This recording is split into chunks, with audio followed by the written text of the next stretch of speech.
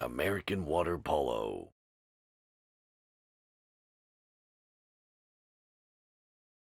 This is Damon Newman from American Water Polo, and we're here today to learn some best practice from some experienced officials in our Behind the Whistle series. Today we have Nick Cargola here to talk water polo. How you doing, Nick? Good. How are you, Damon? I'm doing well. I appreciate you taking the time. No problem. So, Nick, tell me how you got yourself started in water polo, and how how you got yourself started in officiating, and a little bit about yourself.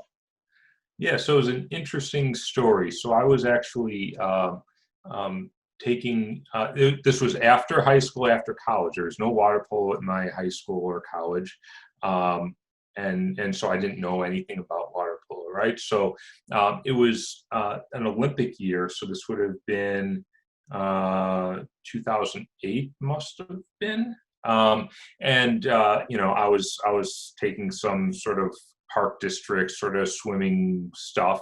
And at the pool I was at, it's interesting, like right after the swimming lessons ended, there was a water polo club that was practicing. They did this thing through the park district. So same pool, same time, right after, right, the swim lessons. I'm like, that looks fun. I, again, just saw it on the Olympics. Like, it looks like a bunch of guys just sort of having fun and playing around, right? It wasn't sort of intimidating. So I started playing a little bit with a club team from scratch, right?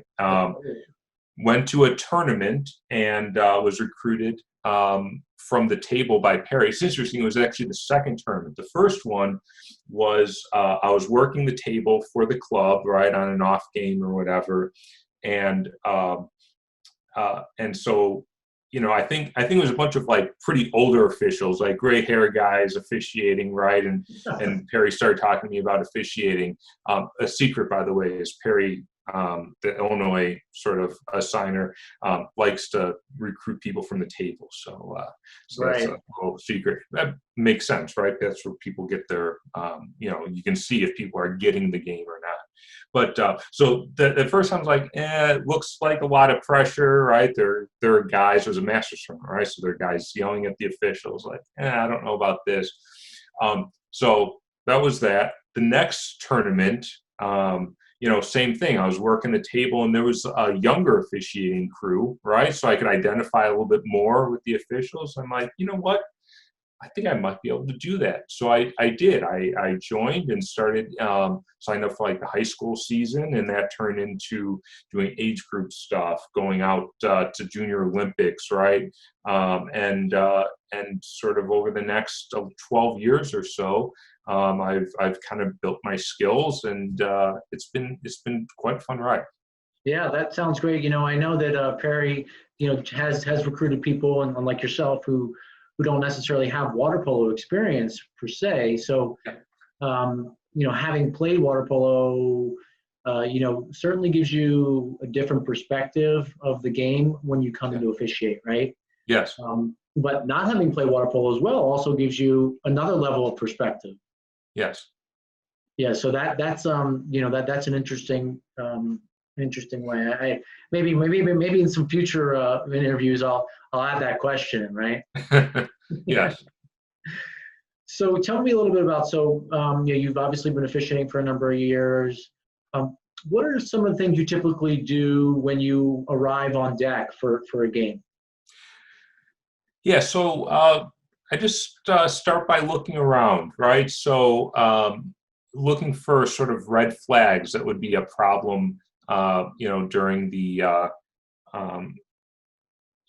the game. So first, I look to see if there are two teams there, right? There are a lot of times, right? I usually get to a site at least half an hour before the game starts, right? And you would think that within half an hour, probably both teams should be there, starting to warm up, type of thing. If I see only one team in the water, I start to say, let's figure out what's going on here, because can't play a game with one team.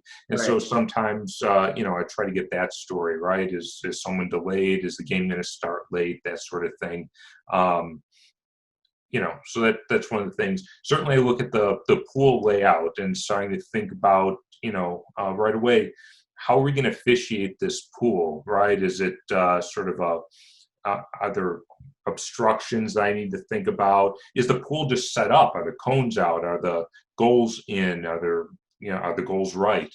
Right, that sort of thing. So just kind of just take a look at the setup, and then I always look at the table and see if anyone's there, and if so, who's there, right? If it's a couple of, high school kids and they're all on their phones type of thing, I start to get a little bit concerned right away.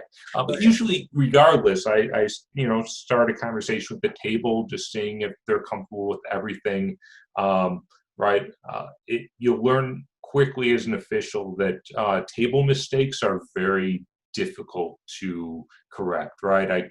I feel comfortable where if I make a call in the pool that's wrong, I can fix that. But table mistakes are very difficult to correct properly. So you need to trust your table, and if that means that you need to sort of go through some items with them beforehand, so be it. And then last thing, I look for my partner. Where's my partner?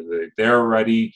As we get closer to the game time, if it's 15 minutes before and my partner's not there, I start sweating a little bit, all right, and maybe make some calls. So those are just the things. I just make sure that the pool's set up, the people are around, both officials, teams, table, and get ready to go.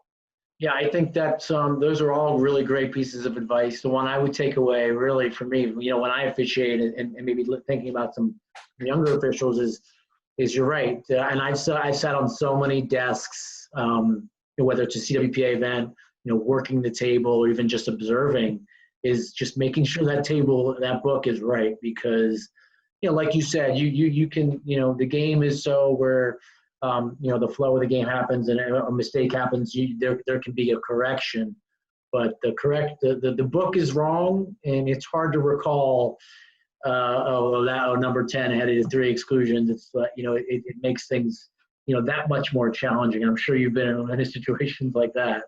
Yes. Yeah. So I'm sure when you first started talking, the word collaboration was pretty foreign. And obviously, as you've grown in the last 5-6 years, there has been a lot of talk about collaborating with your partner, making sure you're on the same page, and talking about coverage. So, yep.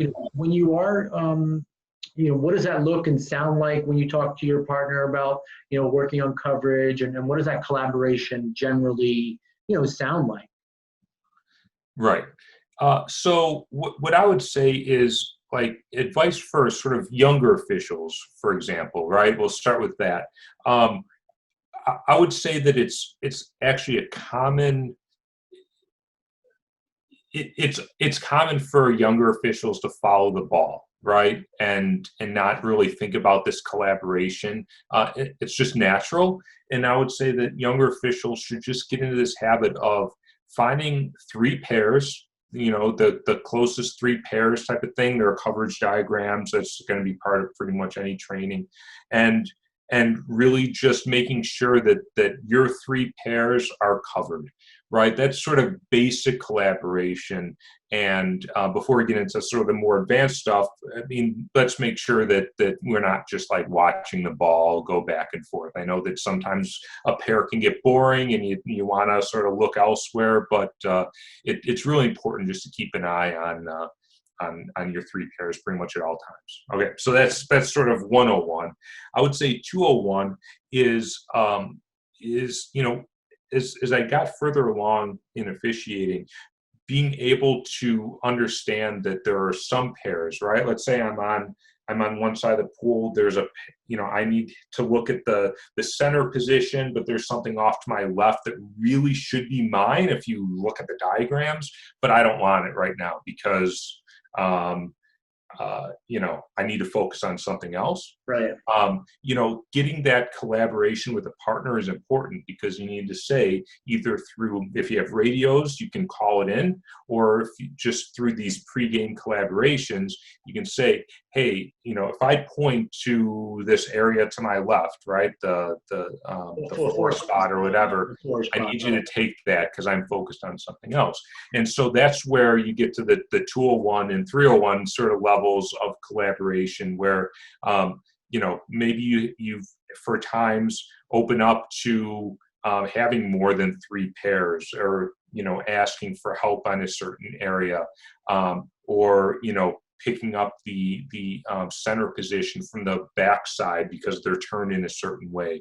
And so these are all conversations that I'll have with my partner before the game. If I'm working with a younger partner, right, I might just say, try to get your 3 pairs at all times. Don't foul the ball, right? Start there. If it's a senior official on a big game, then we can talk the more in-depth type stuff. So I think it depends on the situation and the level of game, because certain situations are going to happen in certain game types. Right. Yeah, that's really true. So what's your advice with, we both know that, coaches can be challenging at times, parents can be challenging at times. What are some of the ways that you feel like, is a really way to kind of disarm, potentially volatile situation where, a coach is getting very heated, or even a potential parent from the stands is doing something very similar? Right.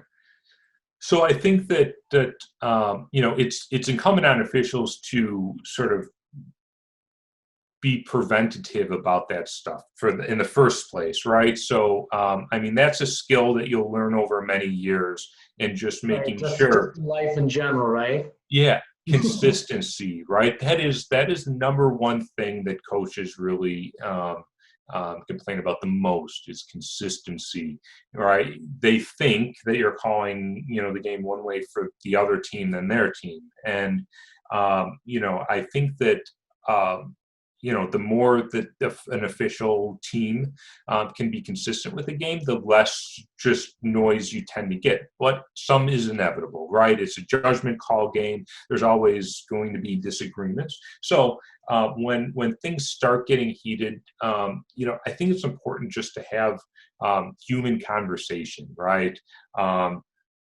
I'm not one to be digging in my pockets quick for a card. I'm not, at the first sign of talking. Officials want to be heard, coaches want to be heard. And so usually it involves at the right time, if the coach wants to talk, let them say their piece. Explain why you're calling what you're calling. I like to point out, right, if they complain about an exclusion at center or whatever, right, I point out, like, well, we made that call the same way at the other end, all right, and just try to keep conversations as close to back in the rule book as possible, right, so that you remain professional and deal with it that way. So, Right. but just having conversations and not letting, I think that sometimes officials get in trouble. Well, I'm the official, I'm right. So go sit down. That attitude is very different than, okay, coach, I hear you, I understand. This is why I had to call it this way, right? This is the positioning. And if it happens again, I'm going to call it that way. If it happens the other team, I'm going to call it that way. So just having that conversation often helps significantly. Right. Oh, that's good advice. Yeah, keeping things not combative, and sticking to the rules, and then how the game is being called, and being consistent. I think that's a great way, is to just kind of like to keep your level of professionalism at its highest. Yep. Sometimes you need the cards, right? There's no question that sometimes it gets to that point, but I try to exhaust some options first before having to get there. No one wants to do it. The officials don't want to do it. The coaches don't. Well, they don't want the advanced cards, right? Some coaches want yellow cards on purpose, right? But you get the point, is that it's not a fun process. It's the punishment process, right? It's necessary, I guess, for lack of a better term, necessary evil. Yeah. So you can't be scared of going to that, but want to diffuse it as well as possible up to that point. So for sure. So, obviously throughout your years, I'm sure you've had plenty of opportunities to work with some experienced officials, as well as now, having been around for a number of years, working with younger, novice officials. So what do you think some of the best practices are for working both an experienced official, but also, working with a novice official to make it a better environment for you? Sure. So, I mean, we'll go with the sort of obvious assumption or reality that the experienced official has gotten to their level for a reason, right? So I think that if I'm the experienced official, I just hope that the person I'm working with is willing to listen. It doesn't mean that I expect them to do exactly all the things that I suggest, but willing to listen. And it really frustrates me when there's a first or second year official that really works to tell me that I'm wrong with the way I view the game. I don't know what to say anymore. If you don't want to listen, fine. But you get that. That's the negative side. That's the rare situation in general, right? I just hope that the younger officials will listen, right? Take the opportunity to talk at breaks and observe and ask about things. And that's how I can see an official that really wants to learn is one that asks a lot of questions and is willing to hear feedback. But on the other side, I work with many officials that are much better than I am. And, I'm the student now, right? And I'm observing, I'm talking, right? I want on breaks, like, hey, you make this exclusion call at this position. What did you see? I'm interested in knowing. And so it's not a way of like sort of questioning what they're doing. It's a way of, hey, I want to learn what you saw, and I want to, right? And I would also say in general, everyone does this a little bit differently. And the only way that I think you can know what works for you and what doesn't is to experiment with it. So if I'm on with a very experienced official, I'm going to hear new ways of doing things or see new ways of doing things, ask a lot of questions. I'm going to try those things, and maybe they work. Maybe they don't, right? I've changed my mechanics over the years because I've seen different ways that good officials do things, and I said that makes sense. That looks good. I've just changed the way I've positioned myself to get better views of the game because experienced officials have suggested it. And there are a lot of things that I've tried and don't work for me. But at the end of the day, you have to, I think, just experiment a little bit. And I'm not suggesting experiment in a state final or collegiate final game or anything like that. But in an opportunity where you have to try new things, you should. And some things will stick, and some things won't. But at the end of the day, you're better by having experimented and trying. Yeah, I think that just bringing in some personal experience for me from having officiated is, and maybe you've been there as well. You're maybe standing on the 2 meter line and a goal, and you're the attacking official, and Yeah. the ball goes in or it's close to going in, but you're not one step away from the goal line. You're 3 or 2. Yeah. Right. And so I said to myself, all right, well now I don't ever really want to be in that position again. Yeah. Right. So you then move yourself, and this is something that you do when you start learning from being like, oh well, I need to be there, right? I need to make that call and not be 2 steps away, be 1 step away. Yes. So and that goes back to the coach conversation we had too, right? Even though that ball is in the goal, right? If you're not at the goal line, you're going to be a poor salesman of that call, right? Because you're not in the right position. So yeah, things like that. I agree. yeah, that's true. That's really very true. And it's interesting to hear you say experimenting, and that's exactly kind of shot to my mind is like, well, what does that look like, right? Yeah.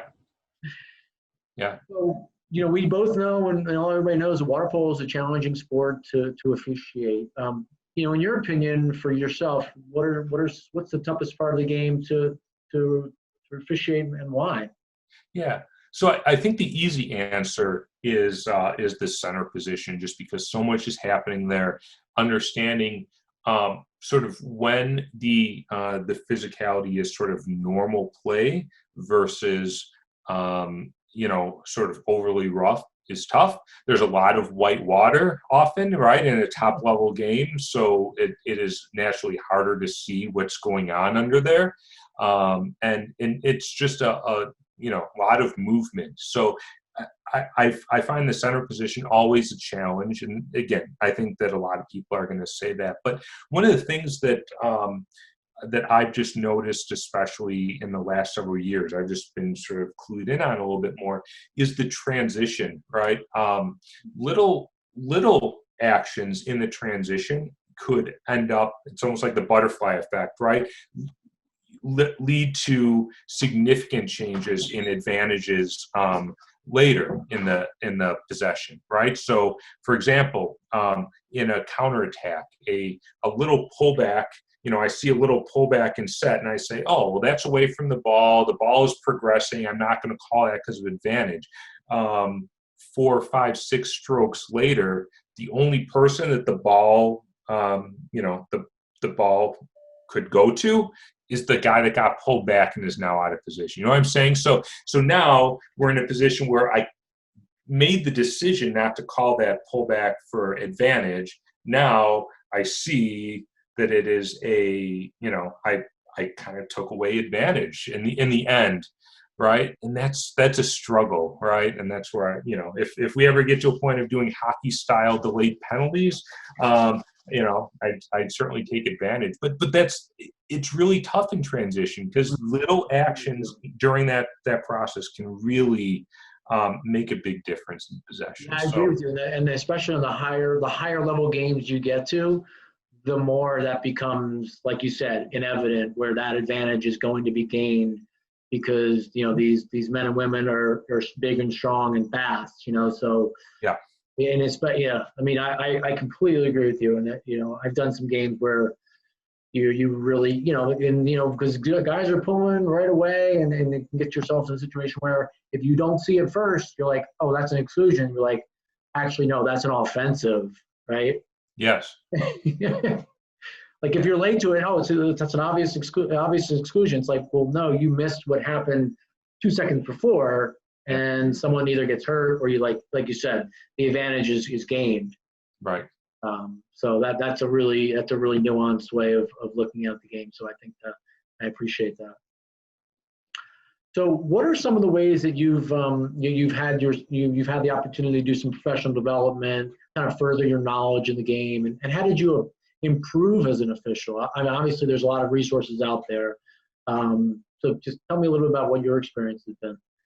Yeah. So the classroom education, I think, is important, and what I've appreciated early early in my career, there was a training series that really focused on the fundamentals of literally each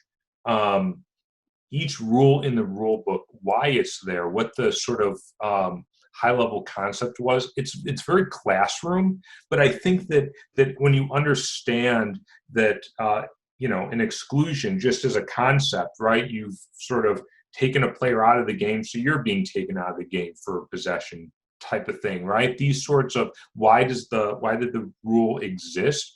Just having that fundamental sort of theoretical knowledge is a good foundation. I would hope that everyone thinks about it that way and gets an opportunity to hear about the game like that, because that was really a strong foundation right at the start of my career. Found this classwork, and it was very, very enlightening to me. Now, the classwork and just understanding the rules, right? That's sort of table stakes, right? Everyone needs to understand the rules. But after that, there's no replacement for games, right? Games.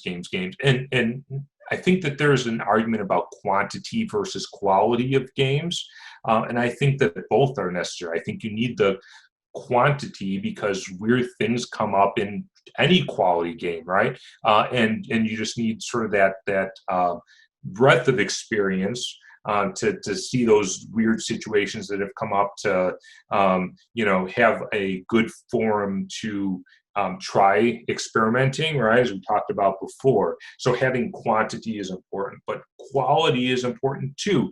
And I've always felt that it's almost a ratchet, right? The first time that I did some sort of a medal game, a championship game, my heart was beating, very stressful, right?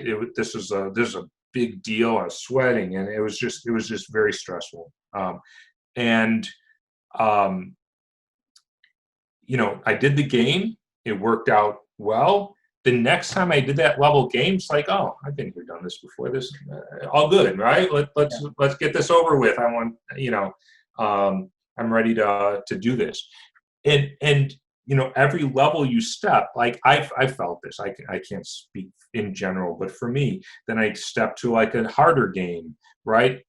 Heart beating, sweating, the first time, and then the second time it's like, oh, this is easy now, right? And so you kind of ratchet up to these higher level games where it becomes sort of old hat and easy.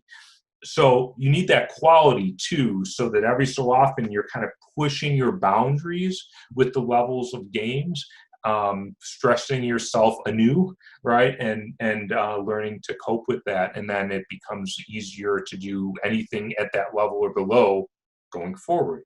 And so, again, quality, you can, I found that, it's important to travel. I live in Illinois, right? There's very good water polo in Illinois, but there's a lot of opportunity to see great water polo on the West Coast, and so I travel there to do that, Right. and that gets me both quantity and quality at the same time, right? I can do a tournament, Junior Olympics, right? Maybe get 80 games in over an 8-day period, and some very tough ones mixed in there.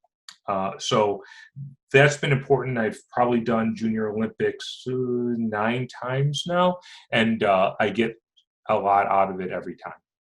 Yeah, So, it's certainly a massive tournament that is a real, like you said, a great way to get quantity, and at certainly certain levels you're going to get some quality games for sure. yeah. So, So speaking it's of not the only one. There are other opportunities, but those are just examples. Like find some place.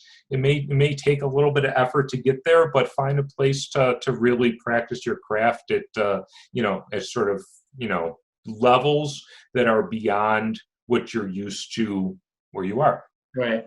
Yeah, I think that's great piece of advice. So you talked about stressful games. You talked about having opportunities. Yeah.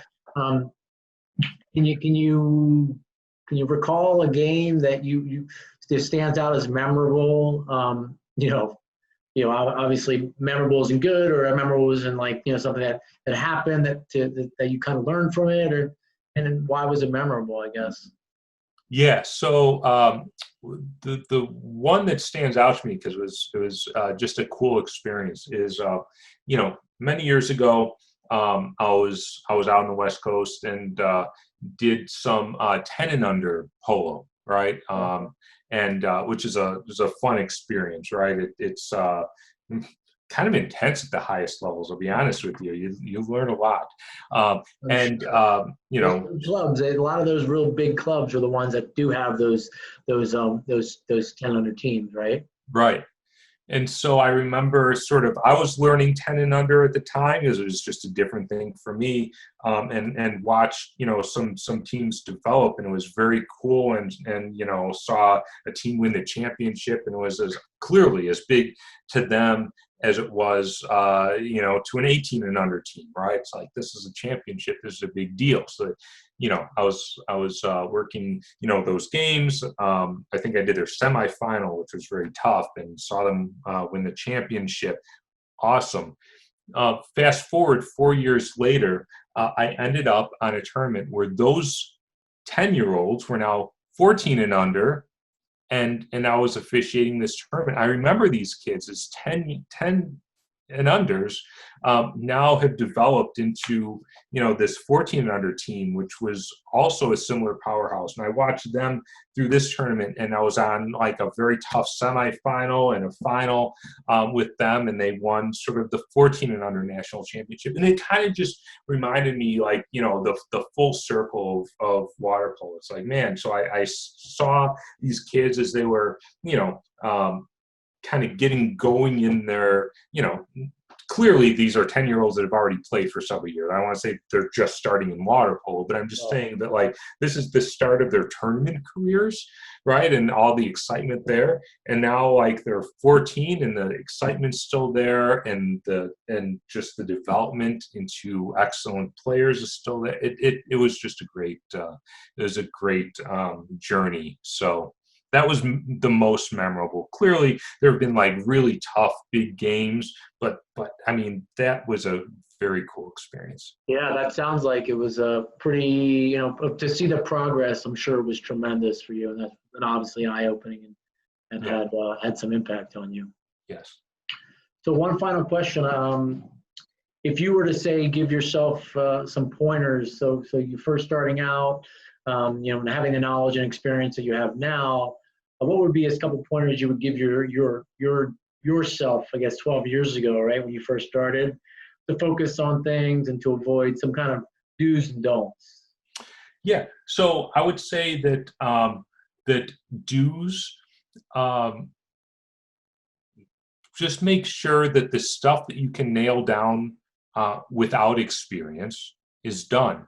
Right? You should be able to put up the numbers. You should be able to signal, right? Mechanics is something you can work on before you've done a single game. Same thing with whistles, right? Going in with a soft whistle, right? That can be taken care of before you've done your first game. Because part of officiating is making sure that your calls are clear and that you're confident about the calls. And so getting that stuff right and knowing all the rules, you should know that rule book backwards and forwards. That there's really not a lot of excuse for going out there and not knowing the rules. So do's is making sure that all this stuff you can perfect before you officiate is perfected. If you're already in it a little bit, step back, take some time, make sure your mechanics are down and your rules are down. Don't as a younger official, and honestly even as a an experienced official, don't sort of let your ego come to play.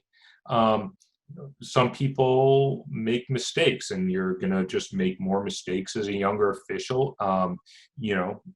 Just learn from them, and if a coach sort of questions you about something, especially as you're getting started, I think they're going to be receptive to admitting, like, okay, I can do better on that one next time, coach, versus, yeah, that call was right, absolutely, go sit down, coach. That doesn't do well for your long-term prospects. This is a small world, right? And you don't want to get people mad early on.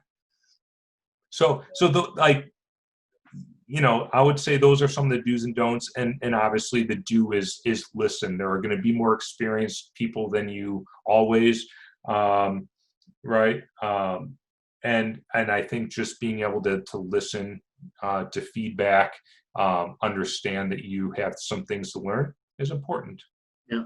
Hey, Nick, those are really great pieces of advice. I've had a really great time kind of getting to know you a little bit better, kind of hear your story, hearing you philosophize and kind of theorize exactly what's some do's and don'ts and best practices for water polo. I think it's been great. It's been fun. Thank you.